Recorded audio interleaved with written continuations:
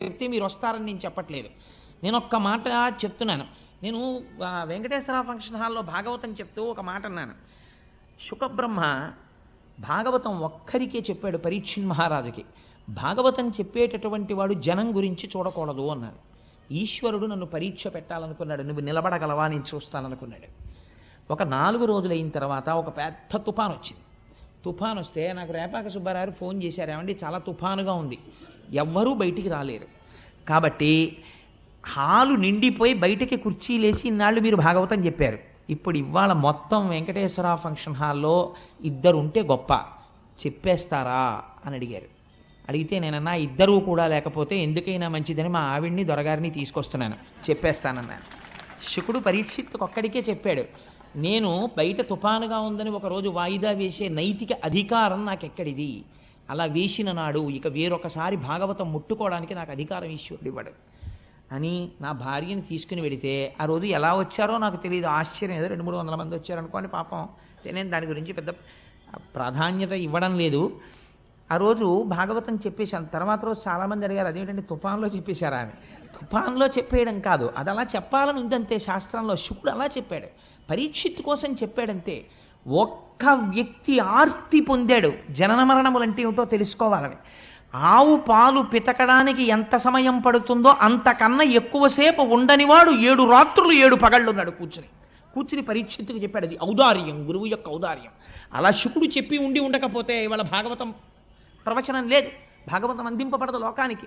అటువంటి మహాత్ములు చెప్పినటువంటి భాగవతాన్ని మనం చెప్పేటప్పుడు ఆ పూనికతో చెప్పాలి కదా అని ఆ రోజు మొదటి రోజు అన్న మాటకి ఈశ్వరుడు వెంటనే పరీక్ష పెట్టాడు. సరే, అందుచేత నేను ఈ విషయాన్ని ఎందుకు ప్రస్తావన చేయవలసి వచ్చింది అంటే, 7 రోజులు విన్నటువంటి పరీక్షిత్తు ఏం తెలుసుకున్నాడు? 7 రోజులు విన్న పరీక్షిత్తుకి మరణము రాకుండా పోలేదు, గుర్తుపెట్టుకోండి. భాగవతం విన్న తర్వాత మరణం రాకుండా ఏం పోలేదు, పరీక్షిత్తుకు మరణం వచ్చింది. కానీ పరమధైర్యంతో మాట అన్నాడు 7 రోజులు పోయిన తర్వాత. మరణం దేనికి వస్తోంది? శరీరానికి, అది వచ్చి తీరుతుంది, నాకు ఇప్పుడు బెంగలేదు, రానివ్వండి మృత్యువుని, నేను ఆత్మగా నిలబడిపోతున్నాను అన్నాడు. ఈ శక్తి కొన్ని కోట్ల జన్మలలో లోపించడం వల్ల మనం అలా తిరుగుతూనే ఉన్నాం. భ్రమయసి పరబ్రహ్మ మహిషి అంటారు సౌందర్యలహరిలో శంకర భగవత్పాదులు. అలా మాయలో తిరుగుతూనే ఉన్నాం. ఈ సత్యమును ఆవిష్కరిస్తోంది భాగవతం. అటువంటి భాగవతాన్ని శుకబ్రహ్మ ప్రవచనం చేశారు. పెద్దలంటారు, నిగమకల్పతరోర్గలితం ఫలం శుకముఖదామృత ద్రవ సంయుతం పిబత భాగవతం రసమాలయం ముహురహో రసికా భువిభావుకా. ఎంత గొప్ప మాట చెప్పారో చూడండి. మీరు భాగవతాన్ని వినేటటువంటి వాళ్ళు భాగవతాన్ని నేను వింటున్నానని ఎప్పుడూ వినకు. ఏం చేస్తావు? పిబత భాగవతం, భాగవతాన్ని తాగేసేయి అంటే ఇప్పుడు మీరు ఏమనాలి? అయితే అయ్యా మీరు రేపటి నుంచి గోపాలకృష్ణ గారికి చెప్పి కొన్ని గ్లాసులలో భాగవతం పోసి ఇచ్చేయండి, మేము తీర్థం కింద పుచ్చేసుకుంటాం. తాగడం ఎలా కుదురుతుందంటే, తాగడం అనేది ఏది చేస్తుంది? నోరనబడేటటువంటి ఇంద్రియం చెయ్యాలి. వినడం అనేది ఏ ఇంద్రియం చెయ్యాలి? చెవనబడేటటువంటి ఇంద్రియం చెయ్యాలి. కానీ చెవనేటటువంటి ఇంద్రియానికి ఒక లక్షణం ఉంది, మీరు బాగా చూడండి. నోరు తాగుతున్నప్పుడు మనస్సు ఎక్కడో తిరుగుతోంది అనుకోండి. ఉదాహరణకి నా భార్య నాకు ఒక గ్లాసుడు పాలు తీసుకొచ్చి, ఏమండి ఇవి తాగి ఆఫీస్కి బయలుదేరండి అందనుకోండి. నేను ఆ పాలు తీసుకెళ్ళి నోటి దగ్గర పెట్టగానే నా మనస్సు వెంటనే అమ్మో టైం అయిపోతుంది, ఆఫీస్కి వెళ్ళాలనో లేకపోతే ఎక్కడికి వెళ్ళాలనో ఆలోచన చేస్తోంది. కానీ నోరు మాత్రం ఈ పాలన్నిటినీ ఏం చేస్తుంది? పుచ్చుకుని ఎక్కడికి వెళ్ళాలో ఆ కడుపులోకి పంపించేస్తుంది.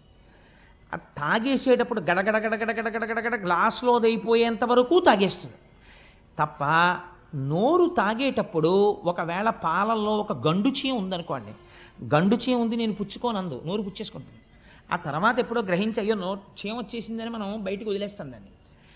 అలా పిబత, నువ్వు ఇందులో తాగేయాలి. తాగేసే పదార్థంలో సాధారణంగా మీరు తీసి పారేసేది ఏమి ఉండదు. మీకు మామిడి పండు ఇచ్చాయా తినండి అన్నాం అనుకోండి, మీరు తినడం మొదలెడితే దాన్ని తొక్క బయటికి పారేయాలి, టెంక బయటికి పారేయాలి, ఏదో అంతా తినేసిన తర్వాత పీచు ఉంటే పీక్కుని బయట పారేయాలి తప్ప, మామిడి పండు రసం తీసుకొచ్చి ఒక గ్లాసులో పోసి తాగేయండి అన్నాను అనుకోండి. ఇప్పుడు అది ఏమిటండి? అది ఎసెన్స్. మొత్తం మామిడి పండు తాలూకా మొత్తం శక్తి ఆ గ్లాసులో ఉంది. ఇప్పుడు మీరు ఏమీ చెయ్యక్కర్లేదు, నాకు పళ్ళు లేవండి, నేను నవలలేనండి, పళ్ళల్లో పీచు దూరుతుందండి, ఏ కంప్లైంటు మీరు చేయడానికి అవకాశం లేదు. గడగడ గడగడ గడగడ తాగేయడమే. అలా త్రాగగలవా భాగవతాన్ని? అయితే కూర్చో సభలో. పిబత భాగవతం రసమాలయం. ఇది ఏమిటో తెలుసా? భాగవతం అంటే రసమాలయం, రసోవై సహా. దీని ఎందున్నవాడు భగవానుడు ఒక్కడే. ఇది కేవలము భగవంతుడే, శబ్దరూపముగా వస్తున్నది, భగవంతుడు వస్తున్నాడు. దాన్ని నువ్వు చెవులతో పట్టి తాగేసేయి. విడిచిపెట్టావా జారి కింద పడిపోతుంది. అందుకని త్రాగేసేయి. పిబత భాగవతం రసమాలయం. ఏమిటండి దాని గొప్పతనం అంతలా మేము తాగేయడానికి అంటావేమో. నిగమకల్ప తరోర్గళితం ఫలం. నిగమములు అంటే వేదములు. వేదములనబడేటటువంటి కల్పవృక్షం ఒకటి ఉన్నది. ఈ వేదములను సేవించడం చేత మీకు కావలసినటువంటి సమస్తమైన కోరికలను మీరు తీర్చుకోగలరు. అటువంటి వేదములనబడేటటువంటి కల్పవృక్షముల యొక్క శాఖల చిట్ట చివర పండు పండింది. వేదముల యొక్క చివర ఏముంటాయి? ఉపనిషత్తులు ఉంటాయి. ఉపనిషత్తులు జ్ఞానమును ప్రబోధం చేస్తాయి. ఉపనిషత్తులనబడేటటువంటి జ్ఞానమును బోధించేటటువంటి వేదముల యొక్క చివర ఉన్నటువంటి శాఖల చివరి భాగమునందు పండినటువంటి పండు ఉపనిషత్తుల చేత ప్రతిపాదింపబడిన పరబ్రహ్మము యొక్క స్వరూపము. ఈ పరబ్రహ్మ స్వరూపము ఇవాళ పండుగా పండింది. ఈ పండునేం చేసింది? బాగా పండిందా లేదా మనం ముట్టి చూస్తాం. అదే ఒక చిలక కొట్టింది అనుకోండి, చిలక కొట్టుడురా బాగుంటుంది రుచిగానని తినేస్తాం. దీన్ని చిలక కొట్టింది, చిలక ఎంగిలి చేసింది. ఎవరా చిలక? శుకబ్రహ్మ. శుకుడు తన నోటి ద్వారా ప్రవచనం చేశాడు. దేని మీద ఆపేక్ష లేనటువంటి ఒక మహాపురుషుడు ప్రవచనం చేశాడు. అటువంటి శుకబ్రహ్మ నోట్లోంచి వచ్చింది. అందుకని నిగమకల్పతరోర్గళితం ఫలం శుకముఖదామృత ద్రవ సంయుతం పిబత భాగవతం. ఆ భాగవతాన్ని తాగేసే. రసమాలయం, ఇది ఈశ్వరుడితో నిండిపోయింది. రసమాలయం ముహురహో రసికా భువి భావుకాహ. భూమి యందు నువ్వు భావుకుడు అయితే నువ్వు చేయవలసినటువంటి ప్రధాన కర్తవ్యం ఇదే, భాగవతాన్ని తాగేసేయి. అందుకని అంత గొప్ప భాగవతం ఈ భాగవతము. ఇటువంటి భాగవతాన్ని సంస్కృతంలో మహానుభావుడు 12 స్కందములలో ప్రవచనం చేశాడు వ్యాసుడు. చేస్తే మన అదృష్టం ఏమిటో తెలుసా అండి? దాన్ని ఆంధ్రీకరించినటువంటి మహానుభావుడు పోతనామాచ్యుల వారు. పోతన గారంటే నాకు ఎంత ప్రీతో ఎంత భక్తో. అంటే మీలో ఎవరికన్నా గొప్పవాడిని కాదు ఆ విషయంలో, మీ అందరికీ పోతన గారంటే మహాభక్తి. అయితే పోతన గారిలో మీరు గమనించవలసినటువంటి విషయం ఒకటి ఉంది. మనకి 3 రాజులు ఉన్నారండి. ఒకరు త్యాగరాజు, ఒకరు పోతరాజు, ఒకరు గోపరాజు. వీళ్ళు 3 పేర్లలో రాచరికం ఉంది. వీళ్ళు 3 భగవంతుణ్ణి సేవించారు. సేవించి ఛీ మాకు ఈ దిక్కుమాల రాచరికం అక్కర్లేదని తీసి అవతల పారేశారు. పారేసి గోపరాజు గారేమో సాక్షాత్తుగా రామదాసు గారు అయిపోయారు. త్యాగరాజు గారేమో త్యాగయ్య అయిపోయారు. పోతరాజు గారేమో పోతన్న అయిపోయారు. 3 రాచరికాల్ని తీసి అవతల పారేసి ఈశ్వరుడి పాదముల దగ్గర దాస్యమును అభిలషించారు. వీళ్ళు 3 జగత్తుని ఏలి భక్తిని పంచిపెట్టేశారు. ఆ పోతన గారు ఆయన జీవించింది కేవలం కొద్ది భూమి ఉండేది. నాగలి పట్టి మనం సాధారణంగా ఒక మాట అంటుంటాం, ఏమిటంటే భాగవతం చదువుకుందాం రామాయణం చదువుకుందాం అని ఉంటుంది.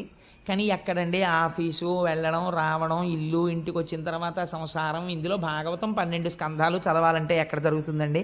కుదరట్లేదు, చదవదామని ఉండదు. ఏమిటి నాకు చదవాలని ఉంటుంది అంటాం. కానీ మీరు పోతన గారి జీవితాన్ని తీసుకోండి. మహానుభావుడు ఒక చిన్న పొలం ఉండేది, అది కూడా ఏకశిలానగరం ఓరుగల్లికి దగ్గరలో ఉండేవారు ఆయన.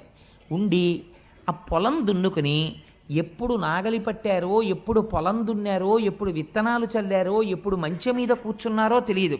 త్రికాలముల యందు సంధ్యావందనం చేసుకుని ఒకానొక నాటి సాయంకాలం చంద్రోదయం జరుగుతున్నటువంటి సమయంలో వారు గోదావరి నదిలో స్నానం చేసి ఒక సైకతం మీద కూర్చుని ధ్యానమగ్నులై అరమోట్పు నేత్రములతో కూర్చునున్నారు. కూర్చునుండగా వారికి రామచంద్రమూర్తి యొక్క సాక్షాత్కారమైంది. పోతనా, నీ జన్మ ఉద్ధరించాలని నేను అనుకుంటున్నాను. అందుకే ఏం చేస్తావో తెలుసా? నువ్వు మహాభాగవతాన్ని ఆంధ్రీకరించు, తెలుగులో రాయి అన్నారు. అంటే వెంటనే నమస్కరించి పోతన గారు అన్నారు, అయ్యా మీరు ఆనతిచ్చారు, నేను వ్రాయడం ఏమిటి భాగవతం? పలికెడిది భాగవతమట, పలికించు విభుండు రామభద్రుండట, నే పలికిన భవహరమగునట, పలికెద విరుండుగాధ పలుకగనేలా. ఎంత వినయంతో చెప్పారో చూడండి. పలికెడిది భాగవతమట, నేను భాగవతాన్ని రచించడం ప్రారంభం చేస్తున్నాను. కానీ పోతన భాగవతాన్ని రచిస్తున్నవాడు పలికించు విభుండు రామభద్రుండట, నా వెనకాతల ఉండి నా చేత పలికిస్తున్నవాడు ఉన్నాడే వాడు రామభద్రుడు, రామచంద్రమూర్తి పలికిస్తున్నాడు. ఏం నీతోనే ఎందుకు పలికిస్తున్నాడు? నే పలికిన భవహరమగునట. ఎన్ని కోట్ల జన్మలు దారి తప్పి తిరిగావో అంత తొందరగా పోతుందా నీ పాపం? ఆ పాపం పోగొట్టడానికి నీతో భాగవతం రచింపచేస్తున్నాను. నే పలికిన భవహరమగునట. పలికెద వేరొండు గాథ పలుకగనేలా. ఇంకొక గాథ నేను ఎందుకు పలకాలి? నా చేత ఈశ్వరుడు ఇది పలికిస్తున్నాడో అదే నేను పలుకుతాను. ఇందులో ఒక గమ్మత్తుందండి. ఈ మాట చెప్పి పోతన గారు వెంటనే అన్నారు, చేతులారంగ శివుని పూజింపడేని, నోరు నొవ్వంగ హరికీర్తి నుడువడేని, దయయు సత్యంబు లోనుగా తలపడేని, కలుగనీటికి తల్లుల కడుపు చేటు అన్నాడు. ఎంత గొప్ప మాట చూడండి. చేతులారంగ శివుని పూజింపడేని. పరమశివుణ్ణి పూజించి తీరాలి. ఏమంటే ఏం శ్రీ మహావిష్ణువుని పూజించకూడదా? పలికించు విభుండు రామభద్రుండట అన్నారు కదా. ఏం రామచంద్రమూర్తిని పూజించకూడదా? కృష్ణుణ్ణి పూజించకూడదా? శివుణ్ణి పూజించమని పోతన గారు ఎందుకు చెప్పారు అంటే, పరమశివుణ్ణి మనం లింగ రూపంలో ఆరాధన చేస్తాం. లింగ రూపానికి కాళ్ళు చేతులు ఉన్నాయా? మీరు ఒకసారి ఆలోచన చేయండి. కాళ్ళు చేతులు ఉన్నటువంటి ఒక గొప్ప మూర్తి ముందు మీరు కూర్చుంటే మీ మనస్సు తెలిసో తెలియకో దాని యందు మగ్నమవుతుంది. భయ ఎంత బాగున్నాడో, స్వామి ఎంత బాగున్నాడో అని మీ మనస్సు అక్కడ నిలబడుతుంది. కాళ్ళు చేతులు లేవు, అలాగని రూపం లేకుండా లేదు. రూపము ఉంది, రూపము లేదు. లింగానికి కాళ్ళు చేతులు ఎక్కడున్నాయి? కాళ్ళు చేతులు లేవు. పోనీ అసలు రూపం లేదంటావా? ఏదో ఒక రూపం ఉంది శివలింగానికి. కాబట్టి ఇప్పుడు ఏమైంది? రూపము లేదు, రూపమున్నది. అరూపరూపి. అరూపరూపి అయినటువంటి లింగమును ఆరాధన చెయ్యాలంటే మీరు సాధన యందు ఒక మెట్టు పైకెక్కిన వారయ్యుండి ఉండాలి. లేకపోతే మీరు అక్కడ నిలబడలేరు. లింగము ముందు కూర్చుని పూజ చేయడం కష్టం. మీ మనస్సు నిలబడదు. ఏముంటుంది ఇందులో అని నేను నీళ్లు పోయానండి, దాని మీద పాలు ఎందుకు పోయడం, దాని మీద పెరుగు ఎందుకు పోయడం, దానికి ఏమైనా కాళ్ళు ఉన్నాయా, చేతులు ఉన్నాయా, ఏమిటి పోయినాం, అసలు దీనికి ముఖం ఎటుందండి అని అడిగాడు ఒక ఆయన. శివలింగం దగ్గరికి వెళ్ళి మీరు ఏమంటే దీని ముఖం ఎటు అని అడిగారు అనుకోండి, వెంటనే పెద్ద ఆయన అన్నాడు, అన్ని వేపుల ముఖం, నువ్వు ఎటు విభూతి ఎట్టి బొట్టెడితే అటు ముఖం. అయితే శివలింగానికి నాలుగు పక్కల కూర్చుని నలుగురు నాలుగు పక్కల విభూతి ఎట్టి బొట్టెడితే నాలుగు పక్కల ముఖం ఉంది. సరే, పైన ఒక ఆయన గంధం రాసి బొట్టెడితే పైన ఒక ముఖం ఉంది. సజ్జోజాత అఘోర తత్పురుష వామదేవ ఈశానములన్న 5 ముఖాలతో ఉన్నాడు. అంటే ఈశ్వరుడు అంతటా చూస్తున్నాడు. ఈ భావనతో నువ్వు లింగమును అర్చన చేస్తున్నావంటే నీకు లోకమంతా లింగస్వరూపంగా కనపడడం ప్రారంభమైపోయింది.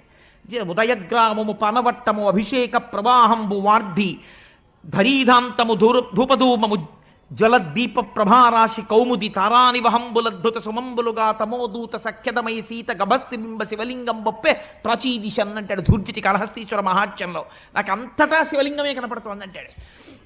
నీ రూపంబు తలంపగా తుది మొదల్నేగాన నీవైన చోరారాయమ్మని అంచు చెప్పవు వృధారంభంబులింకేటికెన్ పాలన్ముంచుము నిటముంచుమిక నిన్నే నమ్మినాడంచు మీ శ్రీరామార్చిత పాద పద్మజుగళా శ్రీకాళహస్తీశ్వర అంటాడు. నిన్ను చూడాలి అంటే లోకమంతటా నిండిపోయి ఉన్నావు, నేను ఎలా చూడగలను? నాకు చేత కావట్లేదు. నువ్వే వచ్చి నాకు చెప్పి నా చేత చూడడం ఎలాగో నేను చూసి ధన్యుడనయ్యేటట్టు నువ్వు చెయ్యాలి తండ్రి అంటాడు. అటువంటి లింగ పూజ ప్రయత్నపూర్వకంగా చేసి తీరాలి ఉదయకాలమునందు. అందుచేత చేతులారంగ శివుని పూజింపడేని. మేము శివ పూజ చేస్తామండి, మేము శైవులమండి, కాబట్టి మేము విష్ణువుని పూజించమండి, మేము విష్ణునామని చెప్పమండి అని అనకూడదు. నోరు నొవ్వంగా ఎలా కీర్తించాలట? నీ కొడుక్కి ఒక ర్యాంక్ వస్తే కనపడ్డవాడికి కనపడని వాడికి అందరికీ వెళ్ళి చెప్పుకుంటావే. నువ్వు జీవితంలో ఇంత విషయం సాధిస్తే అయిన వాడికి కానివాడికి పిలిచి దగ్గర కూర్చోబెట్టుకుని చెప్తుంటావే. అటువంటిది నీ లోకమునంతటిని రక్షించి ఇన్ని అవతారములెత్తి అజాయమానో బహుధా విజాయతేని రూపము తీసుకోవలసినటువంటి అవసరము లేనివాడు మన కొరకని ఒక రూపమును తీసుకుని రాక్షస సంహారము చేసి మనను రక్షించినటువంటి మహాపురుషుడైనటువంటి పరమాత్మ యొక్క గుణగణములను వర్ణించడానికి నీ నోరు నొప్పి పెట్టేటట్టుగా నువ్వు వర్ణించని నాడు నీ నోరు ఒక నోరా ఢమఢమధ్వనితోటి ఢక్కగాక. అది ఢమఢమధ్వని చేసేటటువంటి ఢక్క అంతే. అటువంటిది నోరు నొవ్వంగ హరికీర్తి నుడువడేని. శివకేశవులయందు భేదమును పాటించకుండా విష్ణువు గురించి చెప్పవలసి వచ్చినప్పుడు పొంగిపోయి చెప్పగలగాలి. ఆరాధన చేసినప్పుడు పొంగిపోతూ అభిషేకం చేసి పూజించగలగాలి. దయయు సత్యంబు లోనుగా తలపడేని. ఎంత గొప్ప మాట వేశారో చూడండి. సత్యం అంటే ఏమిటండి? మారనిది సత్యము, మారేది ధర్మము. ధర్మము క్షణక్షణం మారిపోతుంది. ఇప్పుడు నేను ఏ ధర్మంలో ఉన్నాను? ప్రవచనం చేసే ధర్మంలో ఉన్నాను. కాశ్యప్ ఆగి నేను కిందకి దిగిపోతాను, అయ్యప్ప స్వామి వారి దర్శనానికి ఎడతాను. అప్పుడు నేనే ధర్మంలో ఉంటాను? భాగవత ధర్మంలో ఉంటాను. 2 చేతులు కైమోడ్చి స్వామి ముందు నమస్కరిస్తూ నిలబడతాను. అంతేగాని అక్కడ కూడా అయ్యప్ప స్వామి వారికి నేను ఏదో చెప్తానని చెప్పను కదా. ధర్మం మారిపోయింది. అందుకని తండ్రి ముందు కెడితే కొడుకు ధర్మం, భార్య ముందు కెడితే భర్తృధర్మం. ఒక్కొక్కప్పుడు ఒక్కొక్క ధర్మం మారుతుంది, సత్యమో మారదు. మారనిది సత్యము, మారని సత్యమును ఆధారము చేసుకుని ధర్మం మారుతుంటుంది. ఇటువంటి మారని సత్యము ఏది ఉందో అది ఈశ్వరుడు. ఆ ఈశ్వరుణ్ణి లోపల అసలు ఎప్పుడూ తలుచుకోలేదు. ఈ లోకమంతా ఎవడిలో పుట్టింది, ఎవడిలో పెరుగుతోంది, ఎవ్వడు సృజించు ప్రాణుల ఎవ్వడు సృష్టి, ఎవ్వడు త్రుంచు పెంచు, ఎవ్వడు అనంతుండెవ్వడు విభుడెవ్వడు ఈ విధమున మనుచు బెనుచు హేళారతుడై, ఎవడు సృష్టిస్తున్నాడు, ఎవడు పెంచుతున్నాడు, ఎవడు పెద్దది చేస్తున్నాడు, ఎవడు తుంచేస్తున్నాడు, ఎవరు ఈ ప్రాణులన్నింటినీ కాపాడుతున్నాడు, ఎందుకు ఈ అండాండ పిండాండ బ్రహ్మాండములన్నీ తిరుగుతున్నాయి అని ఒకనాడు ఈశ్వరుడు గురించి ఆలోచిస్తే అది సత్యము. ఆ సత్యమును గురించి ఆలోచిస్తే అంతటా ఉన్నది పరమాత్మయే. కావ్యకంఠ గణపతి మునికి ఉమాదేవి ఎక్కడ సాక్షాత్కరించిందో మీకు తెలుసా? ఉమాదేవిని కావ్యకంఠ గణపతి ముని ఎక్కడ చూశారో తెలుసా అండి? నిన్న లేనటువంటి గడ్డి పరక ఇవాళ వడ్డుగింజలోంచి కొద్దిగా పైకొచ్చి సూర్యకిరణం పడేటప్పటికి ఆకుపచ్చ రంగుతో అటూ ఇటూ కదులుతున్నటువంటి తేజస్సుతో నిండిన వెల్లివిరుస్తున్న ఆకుపచ్చతనంతో ఉన్నటువంటి గడ్డి పరకలో ఉమాదేవి అమ్మవారు ఉన్నది, శక్తి రూపిణి. ఇది మా అమ్మంటే అని గడ్డి పరకని చూసి ఉమాసహస్రం చెప్పి పొంగిపోయాడు కావ్యకంఠ గణపతి ముని. అలా చూడగలిగిన శక్తి నీకుంటే నీకు అంతటా బ్రహ్మమే ఉన్నది. అప్పుడు నువ్వు దేని పట్ల ద్వేషిస్తావు, దేన్ని కోపగించుకుంటావు, దేని మీద నువ్వు అసహ్యాన్ని పెంచుకుంటావు? ఒక ధర్మాన్ని నిర్వర్తించడానికి నువ్వు శాసనం చేస్తావంతే. కానీ ఇక్కడ మాత్రం లోకమంతటా బ్రహ్మమును చూస్తుంటావు. అలా చూడడం దయ కలిగి ఉండడం ప్రాణుల యందు.